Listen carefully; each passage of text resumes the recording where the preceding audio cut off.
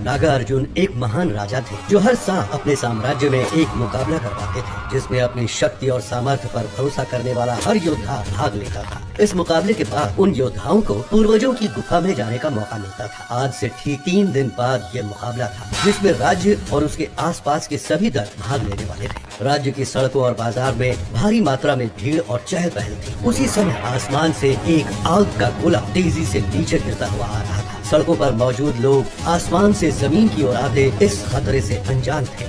अचानक विद्युत नाम का एक लड़का जोरों से चिल्लाया, वो देखो सूरज नीचे आ रहा है। अरे देखो ये पगला क्या कह रहा है, कभी सूरज भी नीचे आता है भला? उसकी इस बात पर वहाँ मौजूद लोग उसका मजाक उड़ाते हैं। बाकी लोगों का ध्यान भी उस लड़के पर गया और एक दुकानदार बोला, ये पागल, चल भाग यहाँ से, सुबह सुबह काम खराब करने आ गया। पागल नहीं हो, मैं सच कह रहा हूँ। ऊपर देखो, तुम्हें भी यकीन हो जाएगा। विद्युत की इस बात पर वहाँ खड़े लोग हंसने लगे। मूर्ख है सब, चलो मुझे क्या। लेकिन फिर उसने आसमान की तरफ दोबारा देखा और खुद से कहा, लेकिन अगर अभी कुछ नहीं किया तो ये सभी लोग मारे जाएंगे। ये ख्याल आते ही वो तेजी से मीनार की ओर दौड़ा। मीनार एक घंटा घर की तरह थी जिसमें बने हुए विशाल अग्निकुंड में खतरे का आभास होते ही आग जलाकर राज परिवार और ताकतवर वीरों को सूचना दी जाती थी ताकि वे खतरे का सामना कर सकें। विद्युत तेजी से मीनार की ओर दौड़ा पर अचानक उसके कदम रुक गए।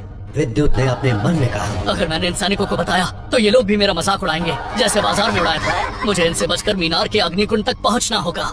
विद्युत ने तुरंत अपने झोले से एक लाल पाउडर निकाला और भीड़ वाले इलाके की तरफ उड़ा दिया। जैसे ही वो पाउडर हवा में उड़कर लोगों की आंखों तक पहुंचा, वहां पर हंगामा मच गया। सैनिकों का ध्यान उस हंगामे पर गया और इस बात का फायदा उठाकर विद्युत तेजी से मीनार पर चढ़ गया। बालक, कहाँ जा रहा है? रुक जा, वरना तुझे दंड मिलेगा। वहाँ किसी को जाने की अनुमति नहीं है। सैनिक जोरों से चिल्लाते हुए उसके पीछे भागा। 14 साल के विद्युत की मीनार पर चढ़ने की रफ्तार बहुत तेज थी, लेकिन वो सैनिक भी एक ताकतवर योद्धा था। विद्युत मीनार पर चढ़कर छोटी मशाल को अग्निकुंड में फेंकने जा ही रहा था कि उस सैनिक ने अपनी शक्ति को जागृत कर उसे पकड़ लिया। दूसरी तरफ आसमान से गिरता वो आग का गोला दरअसल एक महान योद्धा था जो किसी शक्ति के प्रहार से आहत होकर नीचे गिर रहा था और शरीर से निकलती लपटों की वजह से किसी आग के गोले या उल्का पिंड जैसा दिखाई दे रहा था। संकट को इतने पास आते देखकर विद्युत ने झटके से खुद को सैनिक की जकड़ से आजाद किया और तेजी से मशाल को मीनार के अग्निकुंड में फेंक दिया। अगले ही पल बड़ी मशाल जलने लगी। उस मशाल के चलते ही राज्य के चारों कोनों की मशालें भी एक एक करके जलने लगी।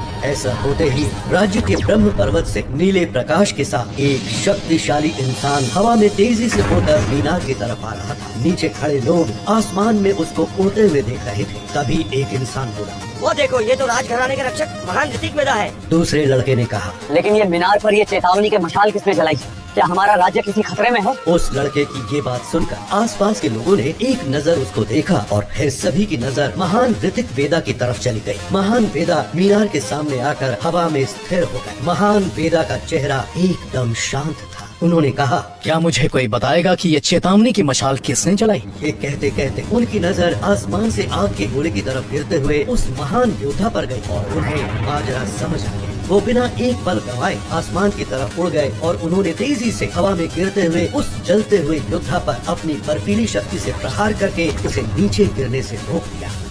वेदा के शरीर को देखकर लगता था जैसे वो बहती हुई शक्तियों का कोई महासागर।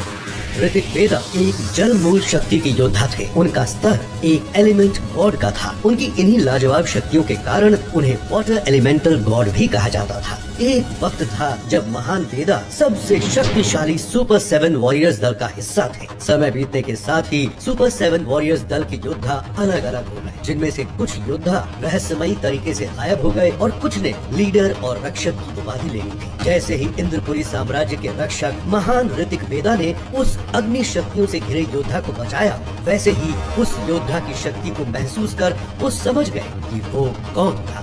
ऋतिक वेदा ने उस योद्धा को देखा और गंभीर होकर बोले, तुम क्या कभी एक जगह आराम से नहीं रह सकते? नीचे जमीन पर खड़े लोग ऋतिक वेदा और उस योद्धा को हैरानी से देख रहे थे। तभी भीड़ में खड़े एक लड़के ने साथ खड़े अपने मित्र से कहा, देखना, वेदा इसको अच्छा सबक सिखाएंगे। मुझे ऐसा नहीं लगता। अगर ऐसा होता तो अब तक एक खतरनाक लड़ाई शुरू हो जाती मेरे दोस्त, क्योंकि मुझे वो बूढ़ा आदमी, उसके कपड़े और उसके शरीर से निकलने वाली शक्तियों से कोई मामूली आदमी नहीं लग रहा।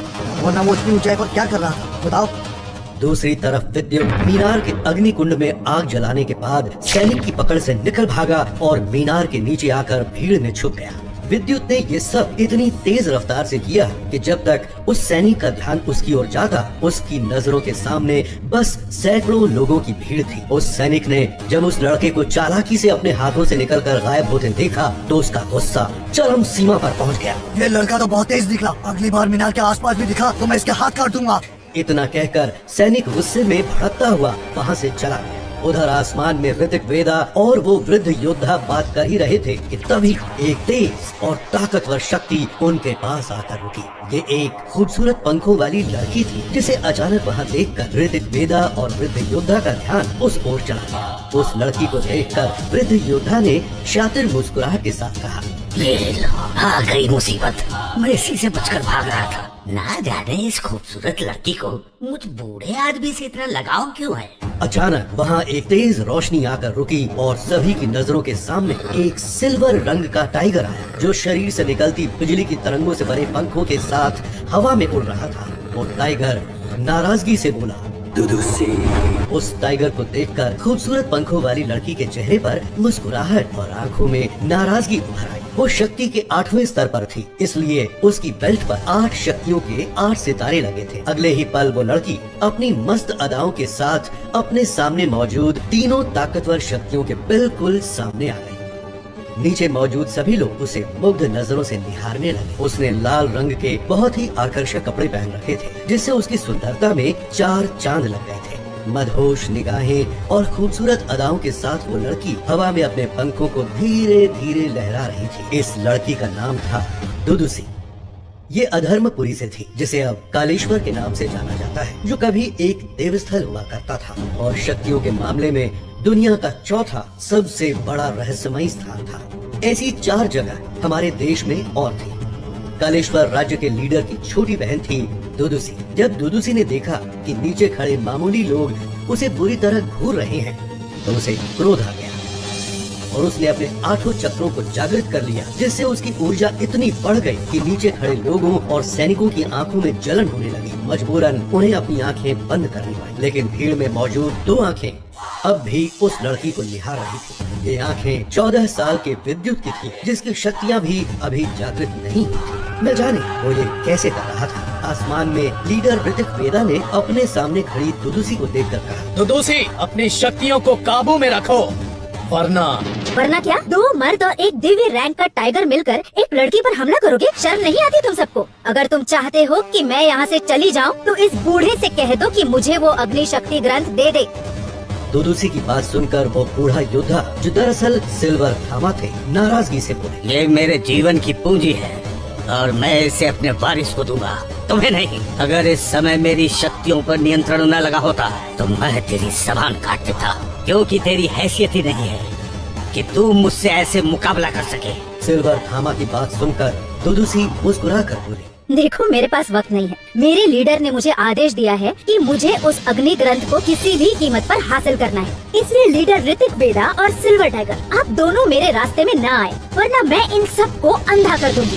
दुदुसी ने अपनी शक्तियों को बढ़ाया, जिससे नीचे खड़े सैकड़ों लोग दर्द से कराहने लगे। ये देख वेदा ने अपने हाथ को हवा में लहराया और वो ग्रंथ उनके हाथ में आ गया। उन्होंने मुस्कुराते हुए वो ग्रंथ दुदुसी को दिखाया और जमीन की तरफ दूर फेंकते हुए कहा, अच्छा, अब तुम इनाम लोगों को निशाना बना रही हो, तो जाओ इन्हीं लोगों के बीच से वो ग्रंथ ढूंढ कर ले लो, जाओ। जब दुदुसी ने ग्रंथ को नीचे गिरते देखा तो उसे मजबूरन लोगों को अपनी शक्तियों के असर से आजाद करना पड़ा और खुद उस ग्रंथ की ओर लपकी।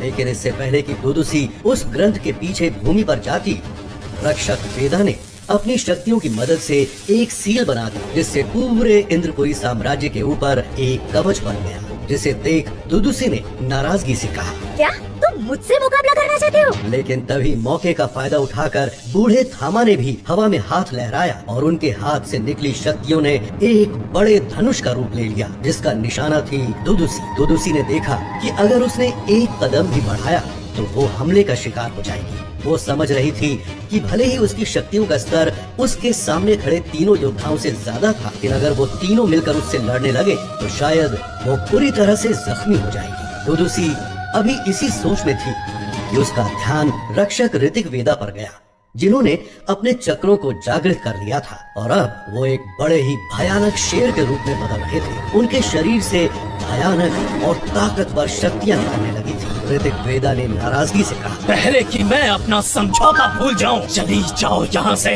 जब दुदुसी ने देखा कि वो बुरी तरह से फंस चुकी है तो वो घबरा कर बोली, रुको, मैं जा रही हूँ, मैं हार मानती हूँ, पर ध्यान रखना मैं लौटूंगी जरूर, और जब मैं लौटूंगी तो इस बूढ़े थामा और उस ग्रंथ दोनों को साथ ले जाऊंगी। ऋतिक वेदा उसकी धमकी सुनकर आगे बढ़ते हुए बोले, ये अब अपनी सीमा पार कर रही है। आइए थामा, हम दोनों मिलकर इसे अभी खत्म कर देते हैं। उनके शरीर से शक्तियां बाहर निकलने लगी, लेकिन तभी उनके कदम पीछे खड़े बूढ़े थामा की आवाज सुनकर रुक गए। हम उसे नहीं मार सकते। अगर हमने ऐसा किया तो एक महायुद्ध होगा और वो आएगा जिसका सामना भले ही हम सातों मिलकर कर ले, लेकिन एक बार फिर करोड़ों लोग मारे जाएंगे, इसलिए इसे जाने दो। ये सुनकर ऋतिक वेदा, जो कि एक शेर के रूप में थे, तेज दहाड़ के साथ अपनी भारी आवाज में बोले, जाओ, चली जाओ यहाँ से, इससे पहले कि मेरा मन बदले। आखिर कौन है वो जिसके आने से मारे जाएंगे करोड़ों लोग? ऐसा क्या है उस अग्नि शक्ति ग्रंथ में जिसे हासिल करना चाहती है दुदुसी? और आखिर कौन है विद्य जिस पर नहीं पड़ा दुदुसी की भयंकर शक्तियों का असर? जानने के लिए सुनते रहिए रहस्य, रोमांच और फैंटेसी से भरपूर कहानी